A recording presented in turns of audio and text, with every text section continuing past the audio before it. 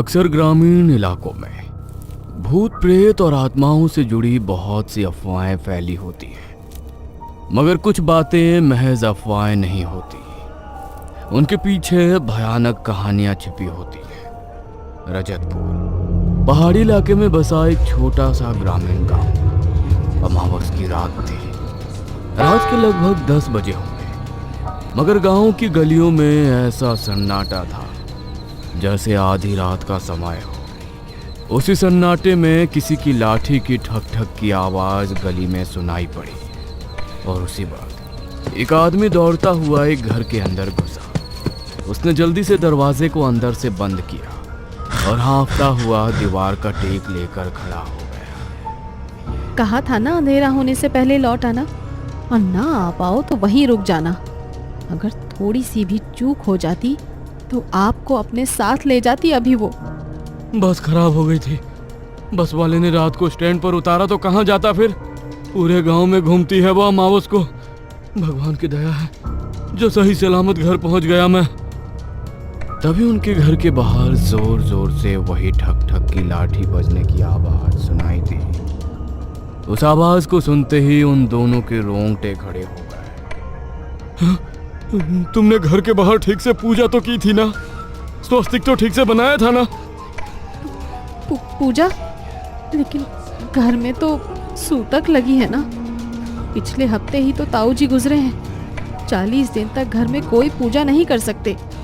मीरा की ये बात सुनकर मदन के पसीने छूट गए। तभी उनके दरवाजे पर उसी लाठी से दस्तक हुई। सुबह उनके घर के बाहर काले कपड़े में नींबू, मिर्च, राई, सिंदूर, सारी टोटके की सामग्री रखी थी जिस पर खून की बूंदें टपकी हुई थी। गांव वालों को वो टोटका देखते ही स्थिति का अंदाजा हो गया था। उन्होंने जैसे ही उनके घर का दरवाजा खोलकर देखा तो मदन और उसकी पत्नी दोनों मृतावस्था में घर के फर्श पर गिरे हुए थे। उनकी आंखें ऊपर पलटकर सफेद हो चुकी थी और जीभ नीली होकर बाहर लटकी हुई थी। उस दिन से गांव में फैला उस डायन का खौफ और ज्यादा बढ़ गया और गांव में चाहे किसी के घर में सूतक लगा हो या कोई भी अनहोनी हुई हो, अमावस के दिन घर के बाहर पूजा और स्वस्तिक का चिन्ह बनाने की रस्म बहुत महत्वपूर्ण हो गई।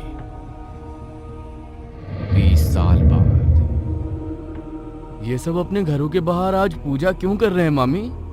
कोई त्योहार है क्या आज? त्योहार नहीं बेटा, अमावस है।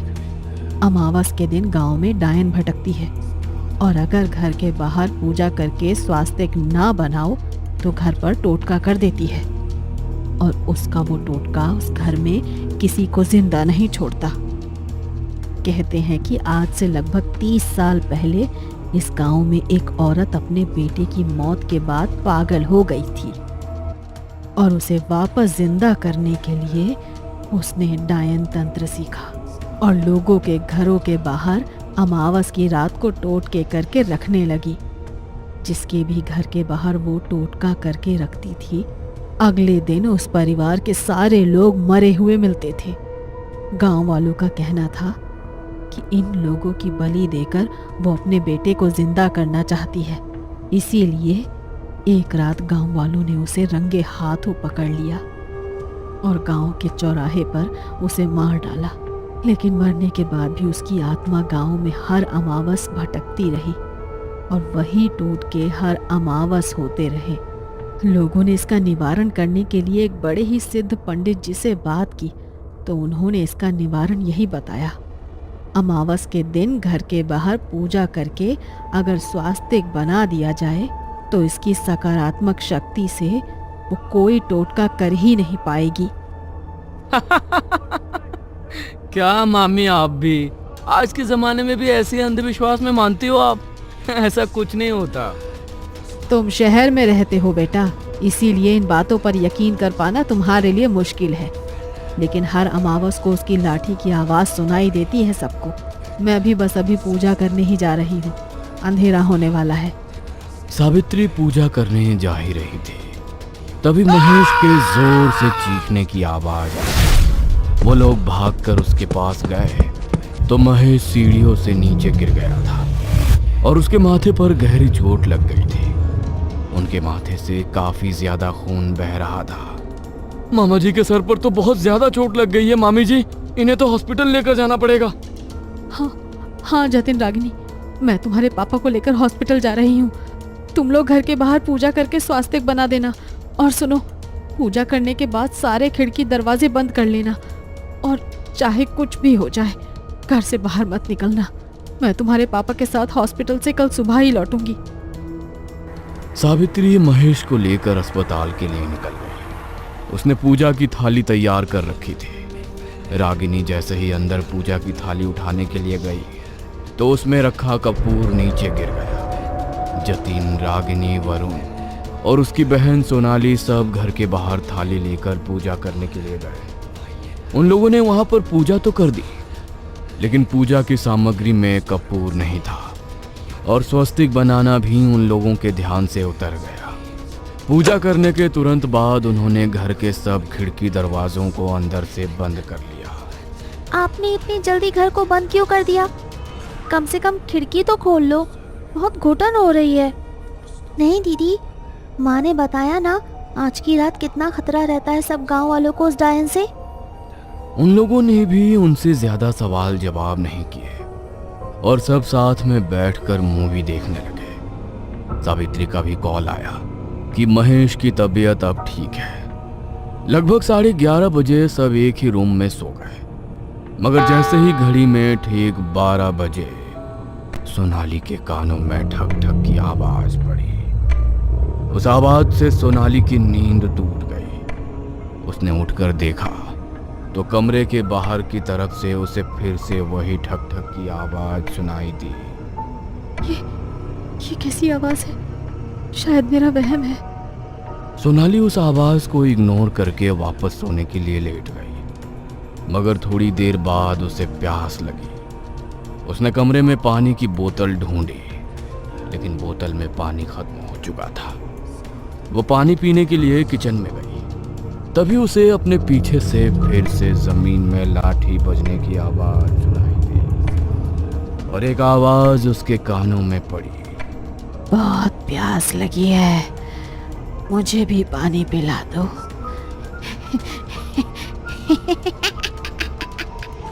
वो आवाज सुनते ही सोनाली के हाथ से पानी का गिलास छूटकर नीचे गिर गया। वो जैसे ही पीछे मुड़ी तो काली साड़ी पहनी एक बेहद बूढ़ी औरत, जिसका चेहरा पूरी तरह झुर्रियों से भरा था, बाल बुरी तरह बिखरे हुए थे और उसके हाथ में एक लकड़ी की लाठी थी जिसे वो बार बार जमीन पर मारती जा रही थी। अचानक देखते ही देखते उसकी आंखें पूरी तरह ऊपर को पलटकर बिल्कुल काली हो गईं। सोनाली उसे देखकर बुरी तरह डर गई। उसने चिल्लाने की कोशिश की, लेकिन उसके गले से कोई आवाज निकली ही नहीं। कितनी भी कोशिश कर लो, अब कोई तुम्हें मुझसे नहीं बचा पाएगा। बहुत सालों से इस गांव में किसी को शिकार नहीं बना पाई मैं। आज अपने शिकार को अपने हाथों से जाने नहीं दूंगी मैं। डर के मारे सोनाली पूरी तरह पसीने से भीग चुकी थी। खुद को बचाने के लिए वो वहां से अंदर की तरफ भागी, मगर वो दरवाजा अब अंदर से बंद हो चुका था। बेकार कोशिश मत करो, नहीं बचा पाओगी खुद को मुझसे। यहाँ का हर रास्ता अब तुम्हारे लिए बंद है। अब तुम सिर्फ मेरे साथ जाओगी। खुद को बचाने के लिए सोनाली इधर उधर भाग रही थी, मगर घर के एक कोने में उस डायन ने उसे घेर लिया और उसके ऊपर पूरी तरह झपट पड़ी। घर में सोनाली की तेज चीख गूंजी और उसकी आवाज से सबकी नींद टूट गई। ये तो सोनाली की आवाज थी। कहां पर है सोनाली? सोनाली को ढूंढने के लिए वो तीनों कमरे से बाहर निकले, लेकिन सोनाली उन्हें कहीं भी नहीं मिली। ऐसा कैसे हो सकता है? आधी रात को सोनाली घर से कहां गायब हो सकती है? कहीं उसे कुछ हो तो नहीं गया है? सोनाली, सोनाली कहाँ हो तुम? सोनाली! स्टोर रूम में चेक नहीं किया हमने। वहाँ पर देखते हैं। वो उसे ढूंढने के लिए स्टोर रूम में गए। उन्होंने जैसे ही स्टोर रूम की लाइट जलाई तो लाइट अचानक से फीकर करने लगी और कमरे के कोने में उन्हें सोनाली बुरी तरह चोटिल हालत में मिली। उसके बाल बुरी तरह बिखरे हुए थे और उसकी आंखें और जीभ बाहर को निकल कर आई हुई थी। उसे देखकर उन तीनों की चीख निकल गई। वरुण ने उसे गोद में उठाया और उसे दूसरे कमरे में लेकर गया। उन्होंने उसकी सांस और नब्ज चेक की, मगर सोनाली की सांसें थम चुकी थी। कैसे हुआ ये सब? कैसे मर सकती है सोनाली? कहीं मैं कोई बुरा सपना तो नहीं देख रहा? किसने मार डाला मेरी बहन को? इंसान की ऐसी हालत तो तभी हो सकती है जब उसे उस डायन ने मारा हो, लेकिन हमने तो घर के बाहर पूजा भी की थी, तो फिर उसने सोनाली पर हमला कैसे किया? इसका मतलब जरूर पूजा करने में हमसे कोई चूक हुई है, और अगर उसने सोनाली को मारा है तो इसका मतलब वो हमारे घर के अंदर घुस चुकी है। वो हमें भी नहीं छोड़ेगी। मुझे बहुत डर लग रहा है भैया। अब क्या करेंगे हम तो जानते भी नहीं ये सब क्यों हुआ है। सब तो ठीक से किया था हमने। तभी घर में फिर से वैसी ही लाठी बजने की आवाज आने लगी। उस आवाज को सुनकर उन तीनों के रोंगटे खड़े हो गए और जतिन ने दरवाजे को अंदर से कड़ी लगाकर बंद कर लिया। लगता है कोई बहुत बड़ी भूल हुई है हमसे और इसीलिए वो डायन हमारे घर के अंदर प्रवेश कर गई है। हमें खुद का बचाव करना होगा। मैं भानु काका को फोन करता हूँ, शायद वो हमें इसका कोई निवारण बता सके। जतिन ने जल्दी से गांव के पंडित भानु काका को फोन किया और उसे सारी बात बताई। तो उसकी बात सुनकर पंडित जी पूरी तरह डर गए। तुम लोगों ने ठीक से पूजा तो की थी ना, और पूजा करने के बाद घर के बाहर स्वस्तिक बनाया था ना? स्वस्तिक?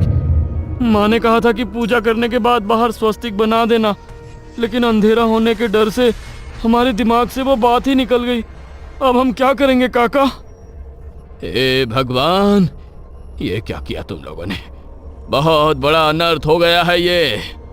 उस डायन को काबू करने का बस हमारे पास ये एकमात्र तरीका था। पता नहीं अब कैसे मैं तुम सबको उससे बचा पाऊंगा। पंडित जी के आगे कुछ और बोलने से पहले ही फोन डिस्कनेक्ट हो गया। जतिन ने उन्हें कॉल लगाने की कई बार कोशिश की, लेकिन उनके पास कॉल लगी ही नहीं। तभी कुछ मिनट बाद उनके घर के दरवाजे को किसी ने जोर से खटखटाया और उसी वक्त उन तीनों की सांस उनके हलक में अटक गई। इतनी रात को कौन आया होगा भैया? मुझे लगता है वही डायन हमारा ध्यान भटकाकर हमें कमरे से बाहर निकालना चाहती है। इस कमरे में भगवान की मूर्ति है। हमें यहाँ से बाहर नहीं जाना चाहिए।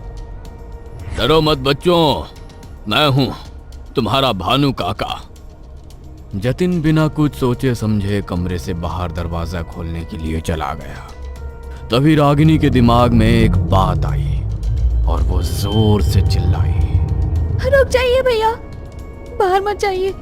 वो भानु काका नहीं है। अमावस की रात कोई अपने घर से बाहर नहीं निकलता। मगर तब तक बहुत देर हो चुकी थी। इससे पहले कि जतिन वापस कमरे के अंदर आ पाता, जमीन पर उसी लाठी की ठक ठक सुनाई दी और वो डायन जतिन के सामने आकर खड़ी हो गई। उसे देखकर जतिन जोर से चिल्लाया और वो डायन उसके ऊपर झपट पड़ी। उसे देखकर डर से रागिनी बुरी तरह चिल्लाने लगी और जतिन को बचाने के लिए वो कमरे से बाहर भागी। तभी वरुण ने उसे कमरे के अंदर खींचा और जल्दी से दरवाजा बंद करके अंदर से उसकी कड़ी लगा ली। प्लीज मुझे जाने दो भैया, वो मेरे भैया को मार डालेगी। शांत हो जाओ रागिनी, मैं जानता हूँ कि तुम जतिन को बचाना चाहती हो। अरे सिर्फ तुम ही नहीं, मैं भी उसे बचाना चाहता हूँ, लेकिन हम चाहकर भी उसे नहीं बचा सकते। हमारे पास ऐसी कोई सिद्धि, कोई शक्ति नहीं है जिससे हम उसका सामना कर सकें। नहीं, मैं अपने भैया को इस तरह से उसके हाथों मरने नहीं दूंगी। रागिनी ने कमरे में रखी हनुमान जी की मूर्ति को उठाया और दरवाजा खोलकर कमरे के बाहर चली गई। वो डायन अभी भी जतिन को बुरी तरह नोच रही थी और उसके चीखने की आवाजें पूरे घर में गूंज रही थी।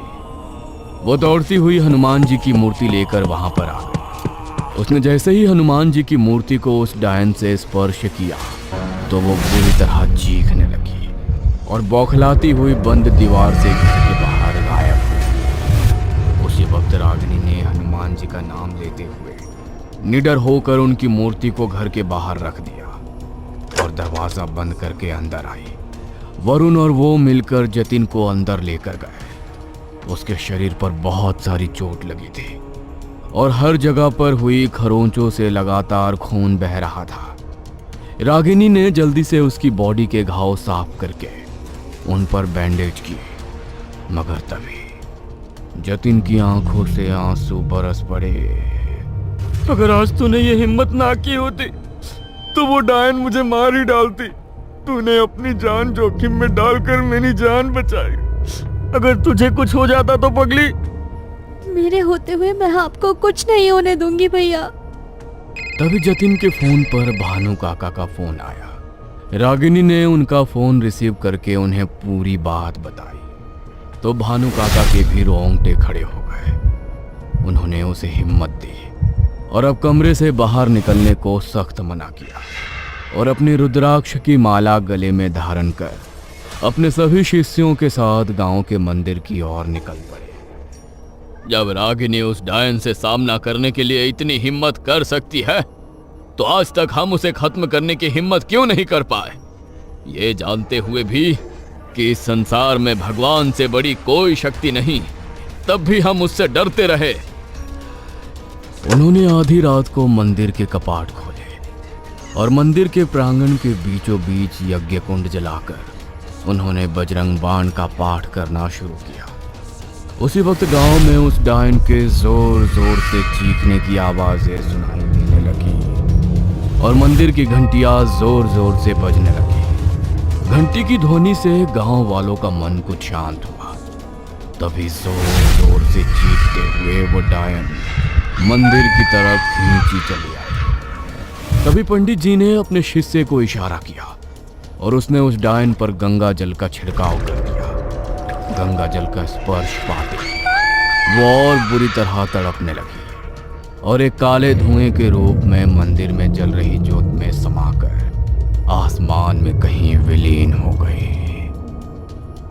उस रात के बाद फिर कभी किसी अमावस को गांव में उसका साया किसी को दिखाई नहीं दिया और ना ही कोई टोटका किसी के घर के बाहर मिला। गांव में सब हादसे होने भी हमेशा के लिए बंद हो गए, मगर उस एक रात ने सोनाली से उसकी जिंदगी छीन ली। काश वो उस रात कमरे से बाहर ना निकली होती या उसकी चीखें अगर उन लोगों तक पहुंच गई होती तो आज शायद वो भी जिंदा होती।